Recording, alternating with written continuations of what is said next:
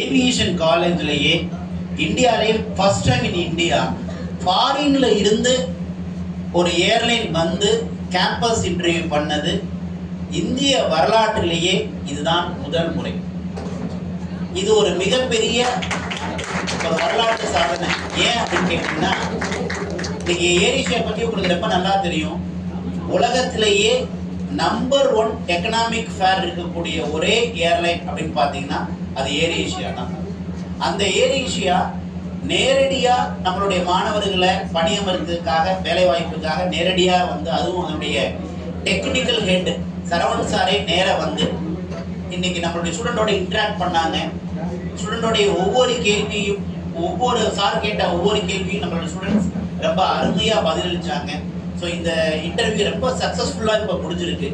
இதனுடைய அடுத்த ஒரு தொடக்கமாக சென்னை சம்பிரதா ஸ்டூடெண்ட் ஏர் ஏஷியாவுடைய இன்டர்ன்ஷிப்புக்கு கிட்டத்தட்ட ஒரு 6 மாத இன்டர்ன்ஷிப்புக்கு ஒரு ஏர் ஏஷியாவுடைய மலேசியாவில் இருக்கக்கூடிய ஏர் ஏஷியாவுடைய தலைமை அலுவலகத்திலேயே போய் இன்டர்ன்ஷிப் பண்ண போறக்கூடிய ஒரு கோல்டன் ஆப்பர்ச்சுனிட்டி இந்த நிகழ்வின் மூலமா இப்ப நமக்கு கிடைச்சிருக்கு. இன்னைக்கு மற்ற ஏவியேஷன் காலேஜ்லாம் பிளேஸ்மெண்ட்டுக்கான ஒரு கேரண்டியோ அல்லது பிளேஸ்மெண்ட்டை பத்தியோ சிந்தனை செய்யாத போது சென்னை சமிர்தா அதுல இருந்து டோட்டலா வேறுபட்டு நம்ம மாணவர்களுக்கு படிச்சுக்கிட்டு இருக்கும் போதே ஒரு அவங்களுடைய வேலையை கன்ஃபார்ம் பண்ணணும் அப்படிங்கிற நோக்கத்துக்காகவே நாம கடந்த ஒரு 6 மாதங்களா நிறைய முயற்சி எடுத்துட்டு வந்ததோடைய விளைவா இப்ப MBA முடிச்ச ஸ்டூடெண்ட்ஸ் எல்லாருமே இப்ப பிளேஸ்மெண்ட் ஆயிட்டாங்க. ஏர் இந்தியாவில் பிளேஸ்மெண்ட் ஆயிருக்கிறாங்க, இண்டிகோல பிளேஸ்மெண்ட் ஆயிருக்கிறாங்க, ஏர்போர்ட்ல பல பொசிஷனுக்கு இப்போ ஒர்க் பண்ணிட்டு இருக்காங்க. இதுதான் சென்னை சம்பிரதாவுடைய மிகப்பெரிய USP, அதாவது ஹைலைட். நீங்க மற்ற காலேஜ்லாம் படிச்சு முடிச்சுட்டு படிப்பை முடிச்சதுக்கு வேலை தேடணும். ஆனா சென்னை சம்பிரதாவுடைய பியூட்டி படிச்சுட்டு இருக்கும் போதே வேலையை கன்ஃபார்ம் பண்றது. ஸோ அதனுடைய அடுத்த தொடக்கமாக தான் இதுவரைக்கும் இந்தியா லெவல்ல இருக்கக்கூடிய ஏர்லைன்ஸ், இண்டிகோல, ஏர் இந்தியால, ஸ்பைஸ்ஜெட்ல, இந்த மாதிரியான நிறைய ஏர்லைன்ஸ் நம்மளுடைய ஸ்டூடெண்ட்ஸ் வேலை பார்த்துட்டு இருக்காங்க. இதனுடைய அடுத்த கட்டமா ஃபாரின்ல ஏர் ஏஷியா மாதிரியான ஃபாரின் கண்ட்ரீஸ்ல கிட்டத்தட்ட ஏர் ஏஷியா 168 நாடுகளுக்கு ஃப்ளைட் பறந்துகிட்டு இருக்கு. ஸோ அந்த ஏர் ஏஷியாவோட நம்மளுடைய இந்த ஒரு தொடக்கம் வந்து மாணவர்களுடைய எதிர்காலத்துல ஒரு மிகப்பெரிய தாக்கத்தை ஏற்படுத்தும். எந்த அளவுக்கு அப்படின்னு கேட்டீங்கன்னா, இன்னைக்கு ஏர் ஏஷியா எந்த அளவு வளர்ந்துருக்கு அப்படின்னு கேட்டீங்கன்னா, உலகத்துல இருக்கக்கூடிய மற்ற ஃப்ளைட்ஸ் எல்லாத்தையுமே ரிப்பேர் பண்ணக்கூடிய அளவுக்கு இன்னைக்கு ஏர் ஏஷியா டெக்னிக்கலா மிகப்பெரிய ஸ்ட்ராங்கா மாறி இருக்கு. இதுவரைக்கும் ஏர் ஏஷியா அவங்களுடைய ஃப்ளைட்டை மெயின்டெனன்ஸ் ரிப்பேர் பண்ண அந்த காலகட்டம் தாண்டி உயர்ந்து இன்னைக்கு மற்ற எல்லா ஃப்ளைட்ஸுமே ஏர் ஏஷியாவில் வந்து மெயின்டெனன்ஸ் பண்ணக்கூடிய அளவுக்கு ஒரு மிகப்பெரிய ஹப்பா மாறி இருக்கு. இப்போ வந்திருக்கக்கூடிய ஏர் ஏஷியாவுடைய டெக்னிக்கல் ஹெட் சரவணன் சார் கீழே கிட்டத்தட்ட 4000 to 5000 இன்ஜினியர்ஸ் அவர் கீழே ஒர்க் பண்றாங்க. இது ரொம்ப சாதாரண விஷயம் இல்லை, மிகப்பெரிய வாய்ப்பு. ஸோ நம்ம ஸ்டூடெண்ட்ஸ் அவங்களோட மிகப்பெரிய அளவு இன்ட்ராக்ட் பண்ணி அடுத்த லெவல்ல உயர்றதுக்கு இன்றைய ஒரு நாள் மிகப்பெரிய வாய்ப்பை ஏற்படுத்தி கொடுத்துருக்கு. கண்டிப்பா நம்மளுடைய ஸ்டூடெண்ட்ஸ் இதை சரியா பயன்படுத்துறவங்க எல்லாருமே மிக குறுகிய காலகட்டத்தில் அடுத்த 6 மாசத்துல அவங்களுக்கு ஏர் ஏஷியால போய் இன்டர்ன்ஷிப் 6 மாசம் ஒர்க் பண்ணக்கூடிய ஒரு பொன்னான நாட்கள் அவங்க லைஃப்ல இப்ப கிடைக்கும் போது.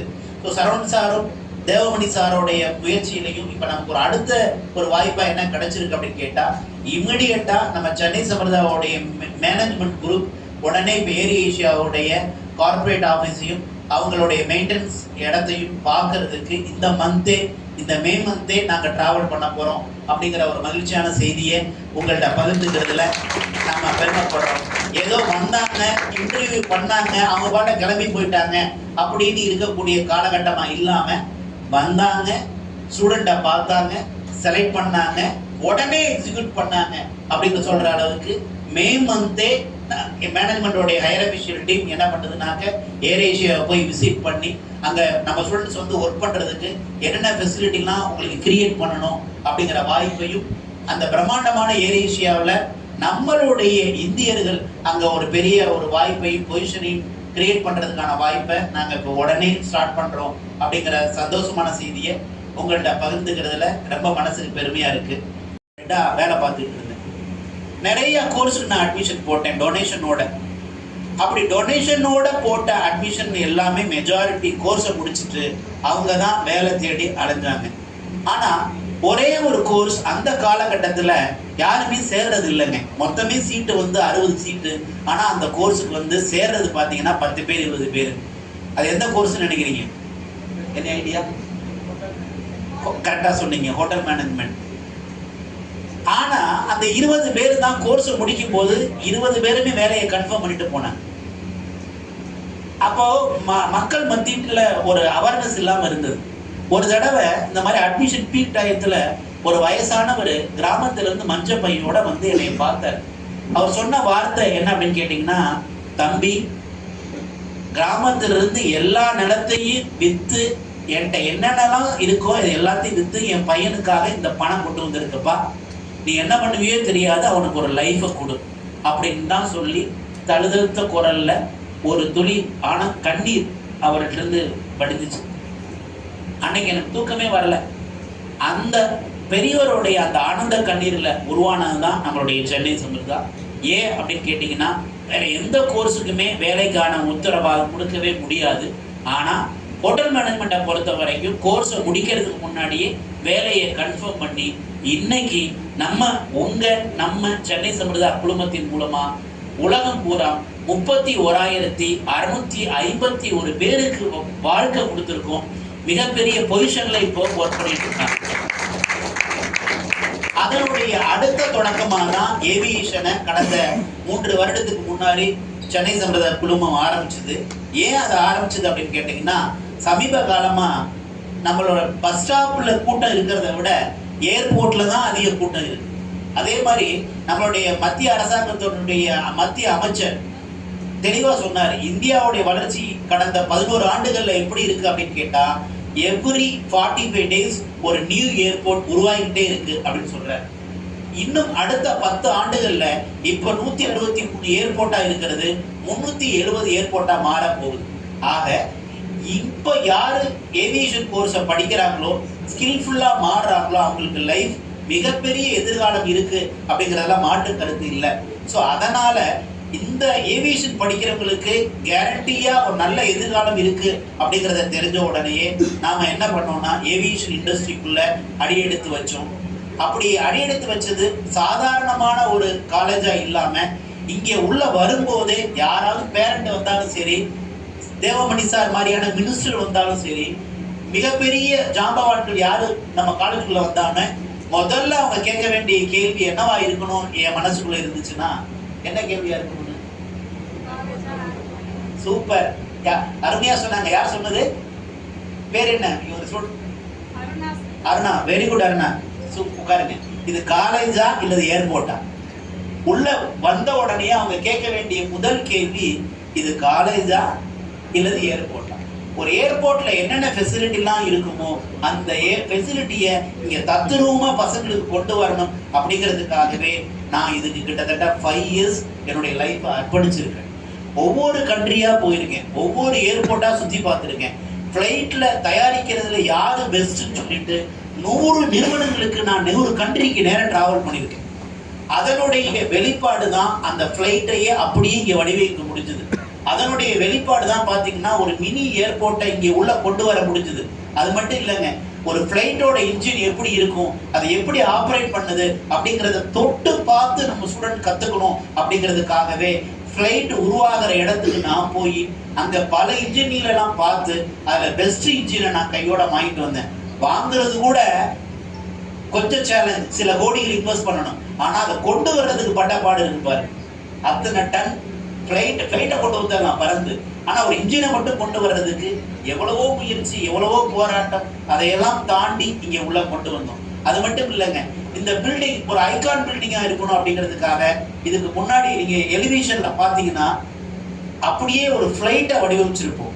இது வேணா ஆர்ட் டைரக்ஷன் இல்ல, ரியல் ஃப்ளைட்டை செதுக்கி 1 வருஷத்துடைய ப்ராஜெக்ட் இந்த எலிவேஷன்.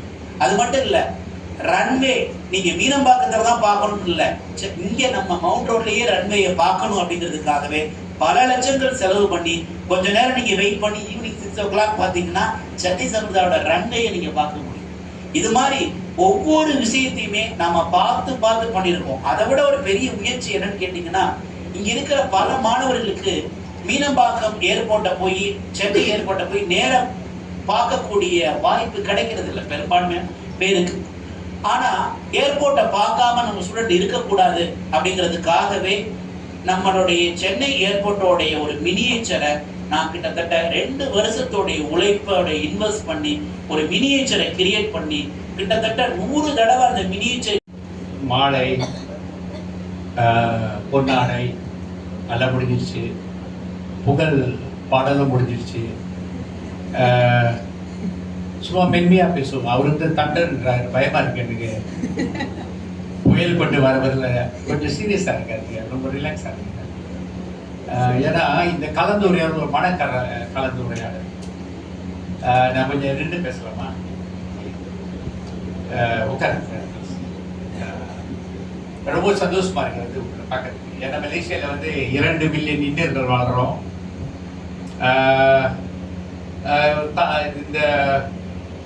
இந்த பூமிக்கு வரும்போது ஒரு ஒரு புரியாத ஒரு மன சந்தோஷம். உங்களுக்கு தெரியாது அது. ஏன்னா நீங்க வந்து உங்க தாய்நாட்டில் இருக்கீங்க, நாங்க அந்த நாட்டில் இருக்கோம். ஸோ ஏஷியா வந்து டோனி பெர்னாண்டஸ்னு ஒரு ஜீவன். உங்க அப்பா கோவா,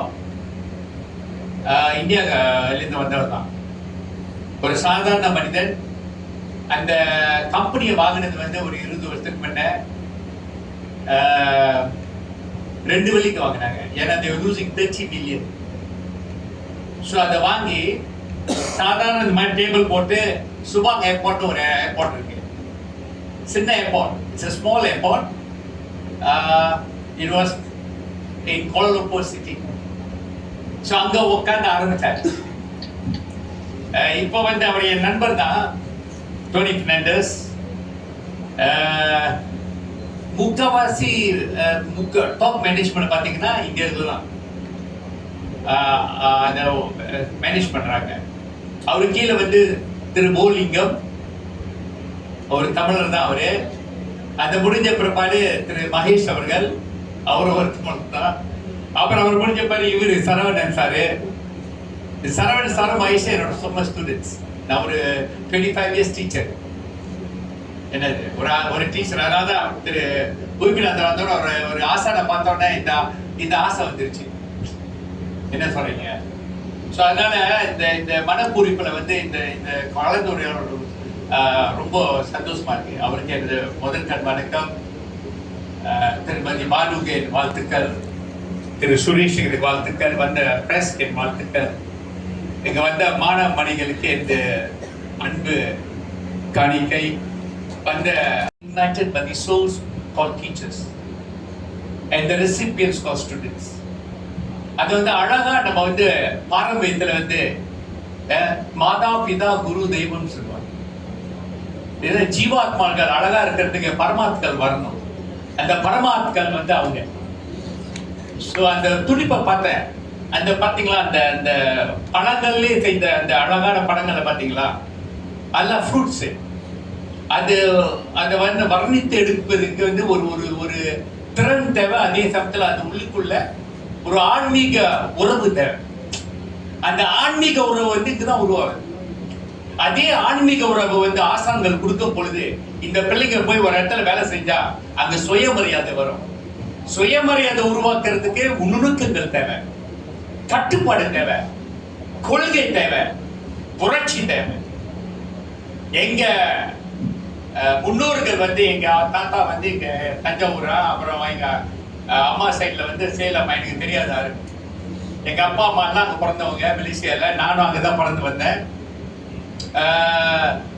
அவங்க வந்து உழைத்து எங்களை வளர்த்து விட்டு இந்த லெவலுக்கு கொடுத்து விட்டாங்க. அதே மாதிரி அவங்க வந்து திருவள்ளுவர் வரலாம், பாரதியார் வரலாம், பாரதிதாசன் வரலாம். திரைக்கள தாண்டியும் திரவியம் தேடினாங்க. அதெல்லாம் விட்டுட்டு இப்ப திரை விண்ணத்தை தாண்டி திரவியம் தேடு. the future is going to be the sky. So இப்போ பார்த்தீங்கன்னா America, Europe, even Asia, China, for example China, I travel to China many times. இப்போ தான் போயிட்டு வந்தேன், சிச்சுவானுக்கும் ஹைனானுக்கு போயிட்டு வந்தேன். அவங்க என்ன செய்யறாங்கன்னா விண்ணை வந்து தப்பா அது வந்து ஒரு ஒரு ஒரு ஒரு டூலா பார்க்க பாருங்க. They're going to use the sky as a new colonial and feudalistic space. Elon Musk is spending billions to control the space. Space technology, satellites is going to be a new warfare for the world. They're going to go Asia go ஒரு தொடர்பு, ஒரு ஆரம்பம். இதே மாதிரி நிறைய நம்ம வலுப்படுத்தலாம். அதுக்கு நீங்க எல்லாம் உங்களோட ஸ்டூடெண்ட்ஸ் கொண்டு வரும்போது ஒரு மரியாதை இருக்கணும், ஒரு சுய டிக்னிட்டி இருக்கணும். அது ரொம்ப இம்பார்ட்டன்ட். அப்பதான் உங்களோட பிள்ளைங்களுக்கு நான் சொல்றது ஒண்ணுதான், உங்களை யாராவது உங்களை மதிக்கணுமா, உங்க கேரக்டர் ரொம்ப இம்பார்ட்டன்ட். இந்த புண்ணிய பூமி நாங்க வரும்போதெல்லாம் வந்து தெய்வ பக்தியோட தான் வருவேன், பல கோயிலுக்கு போயிட்டு போயிடுவேன். ஸோ எனக்கு அந்த பக்தி கொடுக்குற இந்த பூமியில நீங்க வந்து என்ன மாதிரி ஜீவனா இருக்கணும். என்ன சொல்றீங்க? இப்ப உங்க சவால்லாம் நிறைய இளைஞர்கள் வந்து ஜென்சி என்ன ஜென் சொல்றாங்க, இப்ப மெட்டா ஜென் லேட்டா வந்துட்டு இருக்கு, பல ஜென், எனக்கே புரியல இந்த ஜென். ஸோ இந்த சூழ்நிலையில உங்க மனங்களை வந்து தவற விட்டுறாதீங்க. என்னது ஆண்மை மொழி அழகா இருக்கும், ஆனா பப்ளிக் தக்கி துப்புன்னு அந்த மாதிரி ஆயிரும். பார்த்து கொள்கைகள் வளைஞ்சா பயணங்கள் அழிஞ்சிடும். இதெல்லாம் நான் பாக்குறேன் பாருங்க, மலேசியால ஓடுது, இங்கேயும் ஓடுது. ரொம்ப ரொம்ப கவனமா பார்த்துக்கிட்டு இருக்கேன் பாருங்க. ஸோ நீங்க அங்க வரப்போகுது, இன்டர்ன்ஷிப் வரீங்களா, you are carrying the dignity of this motherland. இந்த பூமி மரியாதை தேடி கொண்டு வரீங்க. இந்த மரியாதை அழகா இருக்கணும்னா உங்க பேர் கெட்டு போக கூடாது. ஒரு தடவை தான், ஒரு ஆள் போதும், ஏஜ் அப்படியே உங்களை தள்ளி விட்டுருவாங்க. என்னது? ஏன்னா அந்த நிறுவனம் வந்து ஒரு வெரி பிக் 240 டெஸ்டினேஷன். சாதாரண 2 வெள்ளி ஆரம்பிச்ச ஒரு டேபிள்ல உள்ள ஏஜ் இன்னைக்கு வந்து their staffs are 34,000 working under them. 34,000, 34,000 பேர். Their market cap is 33 billion. Within 20 years, ஒரே மனுஷன் கட்டணா இருப்பாங்க. என்னது? சோ அந்த மாதிரி உருவாக்கி ஒரு இந்திய மரியாதை கொண்டு வந்திருக்காரு பாருங்க. ட்வின் டவர்ஸ் கட்டின ஆனந்த கிருஷ்ணன், வெஸ்ட் பாட் கட்டின வந்து கானலிங்கம், இவெல்லாம் இந்தியன் ஜாயன்ட்ஸ் மலேசியால. சோ அந்த மாதிரி உருவாக்கி இருக்காரு. நீங்க உறவு உருவாக்க விரும்புறாங்க, இவங்கெல்லாம் வர